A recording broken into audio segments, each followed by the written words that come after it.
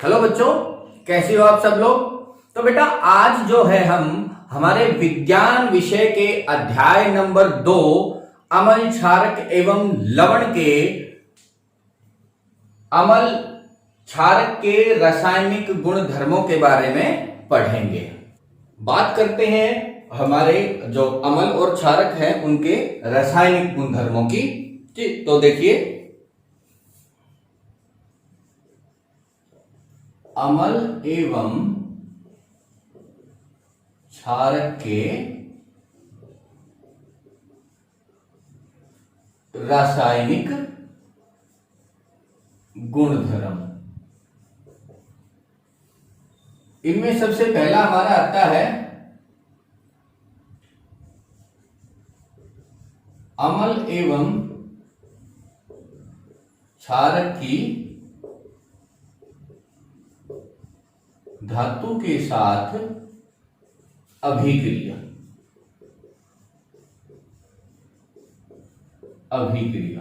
तो मैं आपको बता दूं, जो हमारे अम्लीय जो क्षारक है वो धातु के साथ अभिक्रिया करके लवण और जल बनाएंगे। तो मैं लिख सकता हूं अम्ल एवं क्षारक धातुओं के साथ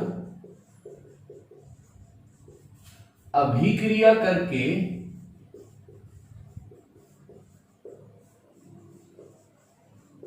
उनके किनके धातुओं के, जिस धातु के साथ अभिक्रिया करेंगे उनके, ठीक है, अभिक्रिया करके उनके लवण तथा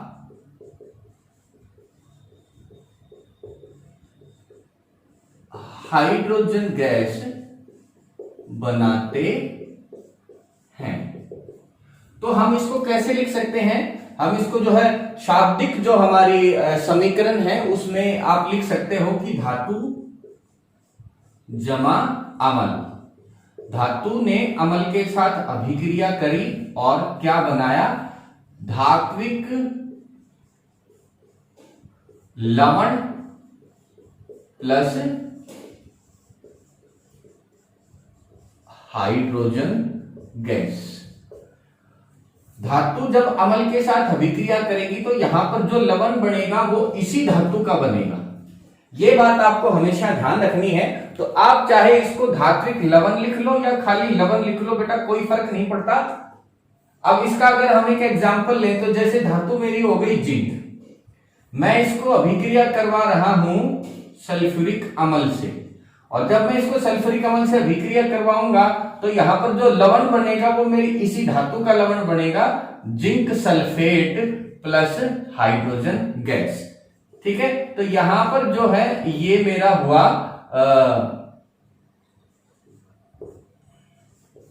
जब मैंने जिंक को जो है सल्फ्यूरिक एसिड के साथ जब अभिक्रिया करवाई तो यहां पर मेरा क्या बना? जिंक सल्फेट और हाइड्रोजन गैस बनी। इसी तरह से जो है आप और एग्जांपल ले सकते हो। यहां पर सॉलिड नहीं, सॉरी बेटा, एक्वस आएगा। और आप एग्जांपल ले सकते हो, जिंक का ले लो, किसी और का ले लो, आयरन का ले लेते हैं। आयरन जो है सल्फ्यूरिक एसिड के साथ अभिक्रिया करके आयरन सल्फेट और क्या बनाएगा? हाइड्रोजन गैस बनाएगा। और एग्जांपल ले सकते हो, मैंने इसको HCl के साथ अभिक्रिया करवा दी तो ये zinc sulphate plus zinc chloride plus आपकी हाइड्रोजन गैस बनेगी। तो इस तरीके से जो है आपका कोई भी जो अम्ल है वो जब धातु के साथ अभिक्रिया करेगा तो धात्विक लवण और हाइड्रोजन गैस बनेगी। जब बात हमारे क्षारक की आती है तो एक बात हमेशा ध्यान रखना बेटा कि हरेक जो आपका क्षारक है वो हरेक धातु के साथ अभिक्रिया नहीं करेगा। कुछ एक जो आपके क्षारक हैं वो कुछ एक ही धातुओं के साथ अभिक्रिया करते हैं। और इसका जो है आप उदाहरण, अगर धातु की क्षारक के साथ अभिक्रिया लिखना चाहो तो लिख सकते हो, धातु जो है क्षारक के साथ अभिक्रिया करके लवण वो ही धात्विक लवण बनाएगी प्लस क्या बनाएगी? हाइड्रोजन गैस बनेगी। एग्जाम्पल जो है यहाँ पर आप ले सकते हो zinc plus NaOH, sodium hydroxide जो है आपका क्षारक है। यह जब आप धातु के साथ अभिक्रिया करेगा तो क्या है, sodium zincate plus hydrogen gas बनेगी। ठीक है, सोडियम जिंकेट और हाइड्रोजन गैस बनेगी। लेकिन ये बात आप ध्यान रखना कि हर एक धातु जो है हर एक क्षारक के साथ अभिक्रिया नहीं करती। अम्ल जो है वो लगभग सभी क्षारकों के साथ अभिक्रिया करते हैं। यहां पर एक छोटी सी बात आती है, क्या है कि हर एक जो आपका धातु है वो हर एक अम्ल के साथ अभिक्रिया करके हाइड्रोजन गैस और लवण नहीं बना सकते। कुछ एक धातुएं आपकी ऐसी हैं जो अम्ल के साथ अभिक्रिया करके लवण और हाइड्रोजन गैस नहीं बनाती। ये हमें कैसे पता चलेगा, तो आपने फर्स्ट चैप्टर के अंदर एक्टिविटी सीरीज पढ़ी थी, अभिक्रिया जो है श्रेणी पढ़ी थी, क्रियाशीलता श्रेणी पढ़ी थी। आपके जो धातुएं थी उनकी वो क्रियाशीलता श्रेणी क्या थी, potassium, barium, calcium, sodium, magnesium, aluminium, आपका उसके बाद जिंक आता है। Potassium, barium, calcium, sodium, magnesium, aluminium, zinc, iron, iron के बाद आपका आएगा निकिल, टिन, टिन के बाद आपका आएगा लेड, लेड के बाद आपका आता है हाइड्रोजन, और हाइड्रोजन के बाद कॉपर, मरकरी, सिल्वर, प्लेटिनम और गोल्ड। ये जो है हमारी एक्टिविटी सीरीज, जिसको आप क्रियाशीलता श्रेणी बोलते हैं, धातुओं की क्रियाशीलता श्रेणी। ये जो आपकी धातुओं की क्रियाशीलता श्रेणी है ये आपको बताती है जो धातुएं हाइड्रोजन से ऊपर हैं, जो धातुएं, ये हमारा हाइड्रोजन है, इससे ऊपर कितनी धातुएं हैं, ये जो सारी धातुएं हैं ये हाइड्रोजन से ऊपर है। Potassium, barium, calcium, sodium, magnesium, aluminium, zinc, iron, nickel, tin और लेड, ये जो धातुएं हैं ये किसी भी अम्ल के साथ अभिक्रिया करके लवण और हाइड्रोजन गैस बनाएगी। लेकिन इस जो आपका हाइड्रोजन है इससे नीचे आपकी जितनी भी धातुएं हैं, जैसे कॉपर है, तो अगर हम कॉपर को किसी भी HCl या H2SO4 के साथ अभिक्रिया करवाएंगे तो क्या है, कोई अभिक्रिया नहीं होगी। ठीक है, क्यों कोई भी अभिक्रिया क्यों नहीं होगी, क्योंकि जो आपका जो कॉपर है वो मेरी धातुओं की क्रियाशीलता श्रेणी में हाइड्रोजन से ऊपर है। एक तरीके से ये आपकी विस्थापन अभिक्रिया हुई, धातु और अम्ल की जो अभिक्रिया है एक तरीके से विस्थापन अभिक्रिया हो गई कि वही धातुएं अम्ल में से हाइड्रोजन को विस्थापित कर पाएंगी जो अभिक्रियाशीलता श्रेणी में हाइड्रोजन से ऊपर है।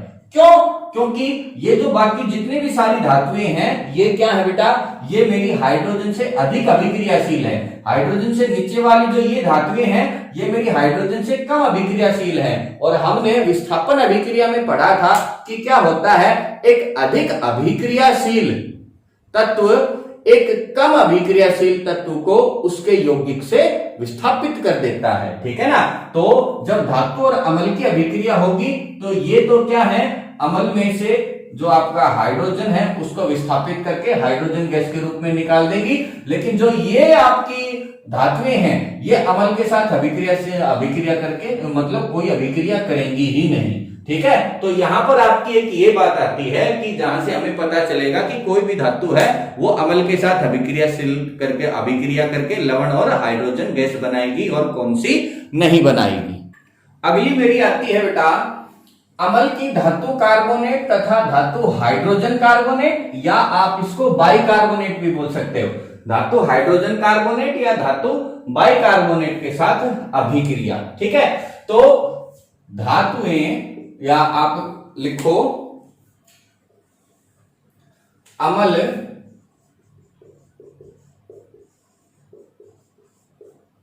धातु कार्बोनेटों या धातु कार्बोनेट तथा धातु बाइकार्बोनेट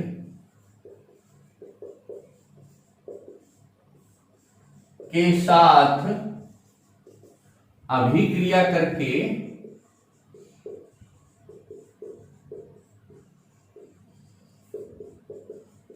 लवण, जल तथा और क्या बनाएगा,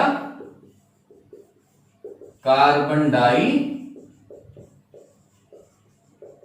ऑक्साइड बनाता है। ठीक है, देखिए उदाहरण हम अगर लें तो वैसे अगर आप इनको लिखना चाहो तो लिख सकते हो, क्या है आपके धातु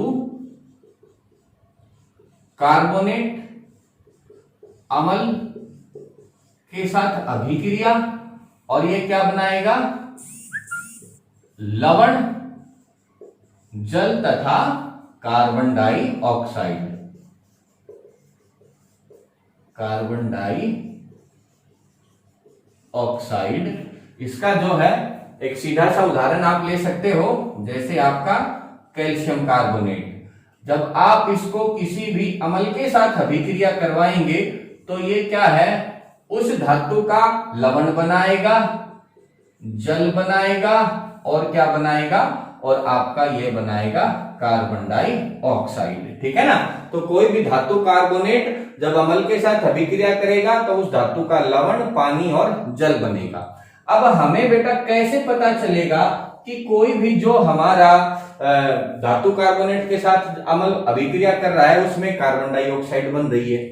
तो ऐसा करने के लिए किसी भी अभिक्रिया में कार्बन डाइऑक्साइड को डिटेक्ट करने के लिए, ये पता लगाने के लिए कि उस अभिक्रिया के अंदर कार्बन डाइऑक्साइड बनी है या नहीं बनी है, तो उसके लिए आप क्या करोगे, उसके लिए आप चूने का जो पानी होता है, कैल्शियम हाइड्रोक्साइड का जो विलयन होता है, इसमें से आप क्या करो, इसमें से आप कार्बन डाइऑक्साइड को गुजारो। ठीक है ना, क्या करना है, इसमें से आपको कार्बन डाइऑक्साइड गैस को गुजारना है। जैसे ही आप कार्बन डाइऑक्साइड गैस को गुजारोगे तो ये जो आपका चूने का पानी है, इसका जो रंग है वो दूधिया कलर का हो जाएगा, सफेद कलर का हो जाएगा। किसके कारण, कैल्शियम कार्बोनेट के बनने के कारण। ठीक है ना, और हमें पता चल जाएगा कि जो हमारी अभिक्रिया है उसमें कार्बन डाइऑक्साइड बन रही है या नहीं बन रही।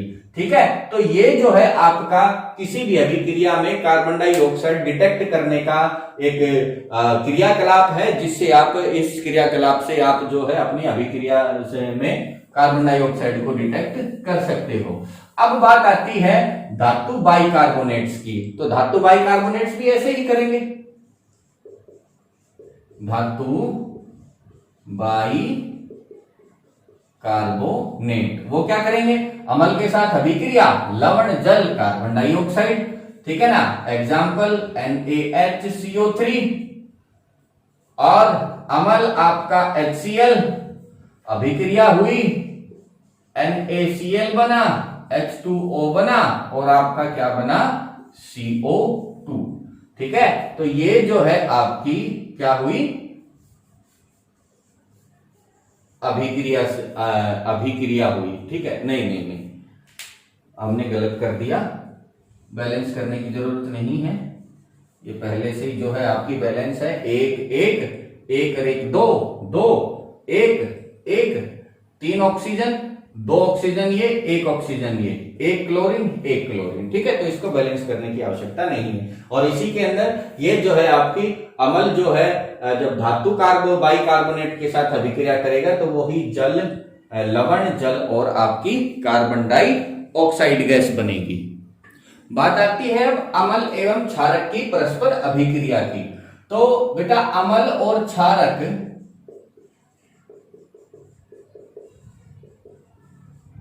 आपस में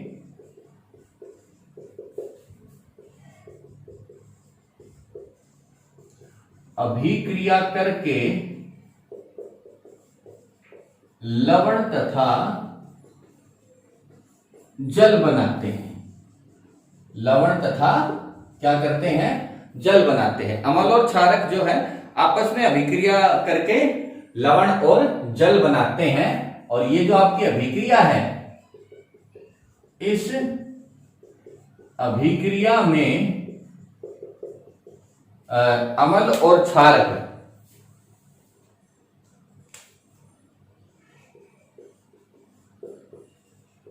अम्ल और क्षारक एक दूसरे के प्रभाव को नष्ट करते हैं। ठीक है, अम्ल जो है वो क्षारक के प्रभाव को खत्म करेगा और जो क्षारक है वो अम्ल के प्रभाव को खत्म करेगा। ठीक है ना। अतः यह अभिक्रिया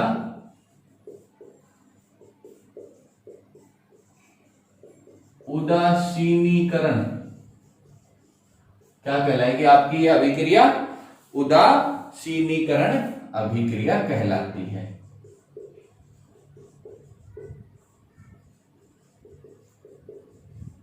तो ये है आपका।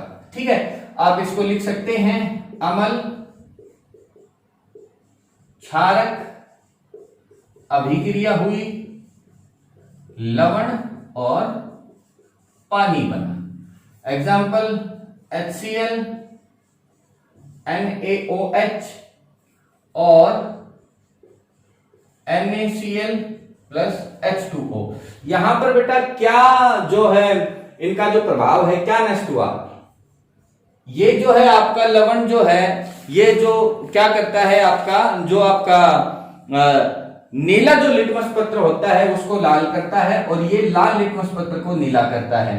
तो यानी इन दोनों के विपरीत प्रभाव हो गए, एक दूसरे ने एक दूसरे के प्रभाव को खत्म कर दिया और जो आपका नया जो पदार्थ बना वो क्या है? ना ही तो उसके अंदर नीले लिटमस को लाल करने की क्षमता है और ना ही लाल लिटमस को वो नीला करता है। मतलब इस अभिक्रिया में इन दोनों ने एक दूसरे के प्रभाव को कैंसिल करा और यहां पर ये जो हमारा पदार्थ बना यह एक उदासीन बना, लिटमस पत्र के प्रति जो है ये उदासीन बना, इसलिए हमने इसको क्या है उदासीनीकरण अभिक्रिया कहा।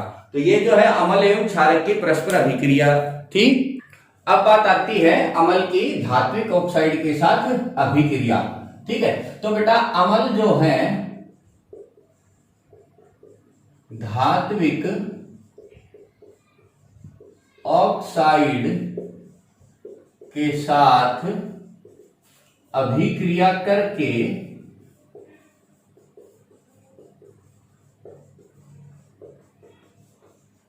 लवण तथा पानी बनाते हैं। आप लिखो अम्ल और आपका क्या है धातु ऑक्साइड, कोई भी आपका धातु ऑक्साइड, और यह क्या बनाएगा उस धातु का लवण और पानी। एग्जाम्पल अगर हम लेना चाहें तो आप देखिए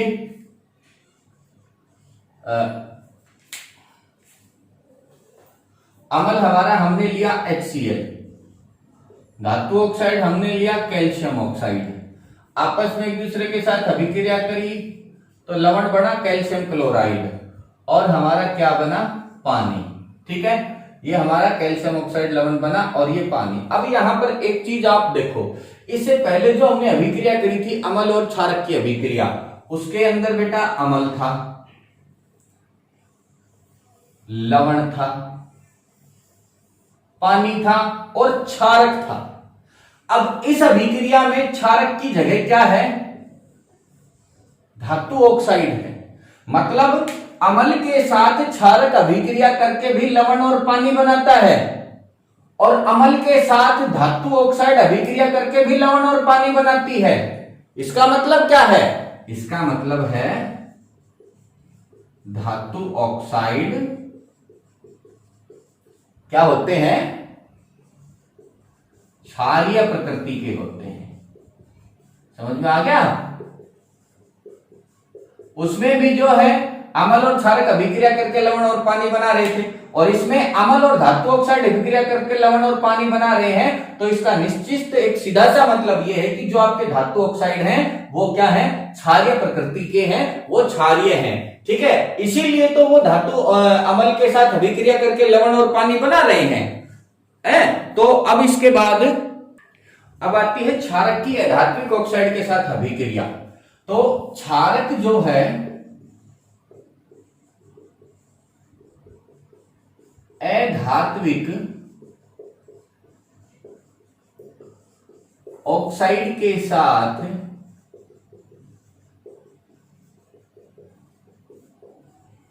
अभिक्रिया करके क्या बनाएगा? लवण तथा जल बनाता है। देखो मैं लिखूं, मेरा अधात्विक ऑक्साइड, उसके बाद मेरा क्षारक बनाया लवण और जल। चलिए अधात्विक ऑक्साइड में क्या लूं भाई? मेरा अधात्विक ऑक्साइड कार्बन डाइऑक्साइड ले लूं, ले लिया। क्षारक कैल्शियम हाइड्रोक्साइड ले लूं, ले लिया। लवण आपका लवण क्या बनेगा? एक मिनट बेटा, जो है आपका लवण बना कैल्शियम कार्बोनेट प्लस पानी। ये आपका अभिक्रिया हुई। धात्विक ऑक्साइड क्षारक के साथ अभिक्रिया करके लवण और पानी बनाते हैं। अब इसकी भी चलो अब हम थोड़ा सा कंपैरिजन करते हैं।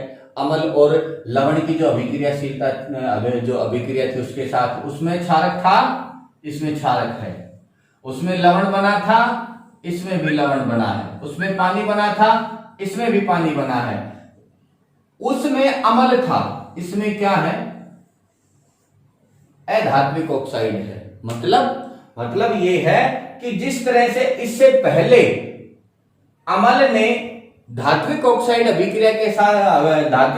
के साथ अभिक्रिया करके लवण और पानी बनाया था, तो हमने कहा था कि जो हमारा धात्विक ऑक्साइड है वो क्षारक प्रकृति का हुआ। इसी तरीके से जो आपका अधात्विक ऑक्साइड है वो कैसी प्रकृति का हुआ? अम्लीय प्रकृति का। तो यहां पर आप क्या कह सकते हो? जो आपके अधात्विक ऑक्साइड हैं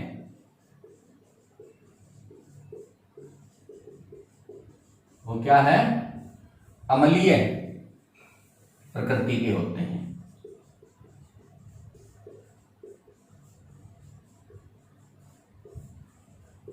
अम्लीय प्रकृति के होते हैं। तो जो आपके धात्विक, अम्लीय गलत लिख दिया, सही लिखा था पहले। जो है आपके क्या है बेटा? अम्लीय प्रकृति के होते हैं। तो ये जो थे हमारे अम्ल और क्षारकों के रासायनिक गुणधर्म थे। ठीक है बेटा, थैंक यू।